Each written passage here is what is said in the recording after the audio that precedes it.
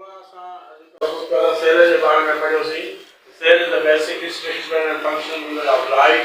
Cell structure cell membrane या plasma membrane cell original cytoplasm ये three cell structure है animals cell membrane plants cell असां cell जा organelles पढ़ासी उन organelles के बारे में डिटेल जेका है वो आज में ॿुधाईंदासीं।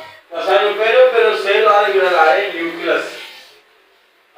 न्यूक्लियस रॉबर्ट ब्राउन 1831 में डिस्कवर कयो। न्यूक्लियस के बारे में पढ़ंदासीं त जीअं के जो कंट्रोल सेंटर हुजे त न्यूक्लियस भी सभी जानदारनि जो control centre of the sale.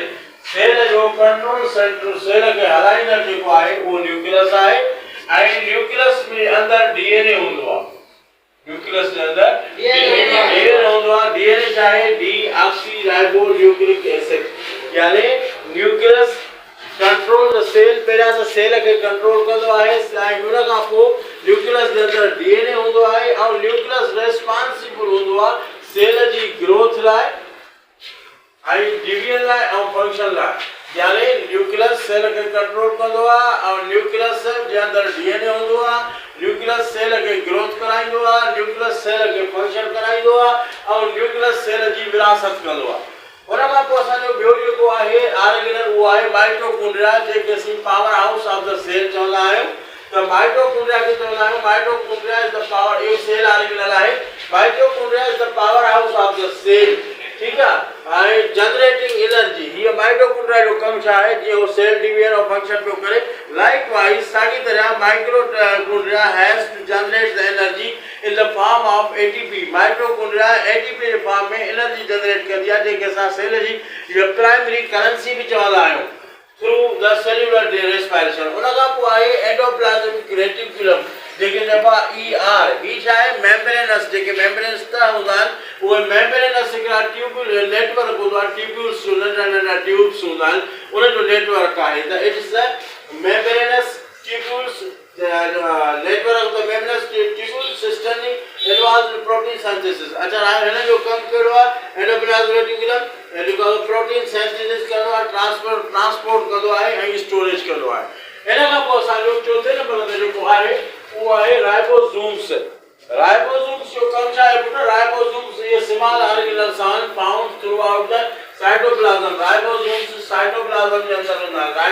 Ribosomes भिन्न किस्म जा होता है लेकिन रफ देखो अच्छा राइबोसोम्स सबूत होता है और रफ अच्छा हां ribosome through the cytoplasm and responsible for protein synthesis. Ribosome जो साइटोप्लाज्म के अंदर होता है एंड राइबोसोम्स प्रोटीन सिंथेसिस यानी प्रोटीन ठाइंदा है। उन का पोइ लाइसोसोम्स चाहे यो मेम्ब्रेन बाउंड सेल्स है इन मेम्ब्रेन त वारी गोथरियूं आहिनि जंहिंजे ॿाहिरि होता हुआ वो सेल्स आहिनि गोथरियूं जंहिंजे ॿाहिरि मेम्ब्रेन आहे त lysosomes are membrane bound cells having digestive enzymes. इन लाइसोसोम्स के अंदर डाइजेस्टिव एंजाइम्स होंदा आहिनि जेके हाज़मो कराईंदा हूंदा आहिनि रिस्पॉन्सिबल फॉर सेल्युलर डाइजेशन जिनके अंदर सेल्युलर डाइजेशन थींदी आहे एंड रिसाइकलिंग उनके रिसाइकिल कंदा आहिनि। यानी लाइसोसोम्स जे अंदर एंजाइम्स हूंदा आहिनि जेके डाइजेशन कराईंदा आहिनि ऐं रिसाइकलिंग कंदा आहिनि। उन खां पोइ आहे गाल्जी एपराटस जेके असां हिकिड़ो साइंसदान हुयो जंहिंजो नालो हो कैमिलो गाल्जी।